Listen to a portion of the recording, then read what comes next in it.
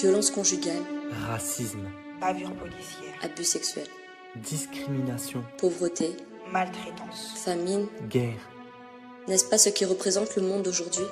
désinformation, Manipulation des médias. Tout est alors mis en place pour qu'une grande partie des nations ne s'en rendent pas compte. Pourtant, c'est bien là, c'est bien réel. Comment pouvons-nous rester indifférents à toutes ces injustices, ces inégalités? Quand une partie de la nation vit dans un confort démesuré, d'autres meurent encore de faim. Comment est-ce possible? Quelle justice y a-t-il ici-bas? Certains déboursent des sommes astronomiques pour de grandes études, quand d'autres sont encore privés de l'enseignement. Les nouvelles technologies sont tellement présentes dans certains pays qu'on ne sait plus où donner de la tête, quand ailleurs, certains vivent sans eau et sans électricité.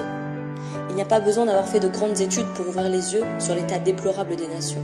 Que font les gouvernements? Que fait la justice? Et pendant ce temps, la parole d'Élohim est diluée, mélangée, interprétée pour laisser place à des doctrines mensongères venant tout droit de l'enfer. Qui se lèvera alors pour dire stop et honorer Yahushua, qui, rappelons-le, s'est sacrifié à la croix pour nous sauver? Il y en a assez.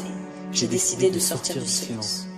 Par ces quelques mots, je veux que tu réalises l'ampleur des dégâts et le cœur du Père qui saigne et qui est meurtri par tout ce qui se passe. J'entends souvent dire « Si Dieu existe, pourquoi permet-il autant de souffrance ?» Mais j'aimerais te demander, si l'homme avait un peu d'humanité et un cœur moins mauvais, sans systématiquement rechercher la richesse et la gloire, penses-tu que nous en serions là?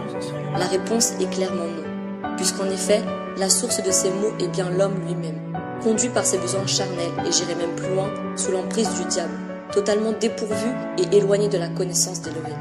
Mais heureusement, dans ce tourment, il y a une lueur d'espoir, une main tendue. À ton niveau, que fais-tu pour changer cela, mon ami?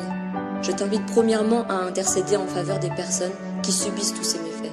Et pour ceux qui ont les moyens de faire plus, ne perdons plus de temps. Nous saluons tous ceux qui se battent et qui se battront pour ces causes. Nous avons également une pensée pour toutes les victimes. Que Yahushua se souvienne de chacun de vous et fasse régner sa justice. Notre foi, c'est Yahushua. Notre doctrine, c'est sa parole. Notre espérance, c'est sa promesse.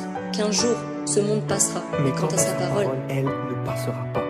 Alors nous attendons ce jour où tous ces mots prendront fin. Tu te demandes peut-être pourquoi nous ne nous lassons pas de parler de lui. Eh bien, il est la paix, l'amour, la justice, la vérité, et bien plus encore, il est la solution au monde d'aujourd'hui. Yahushua.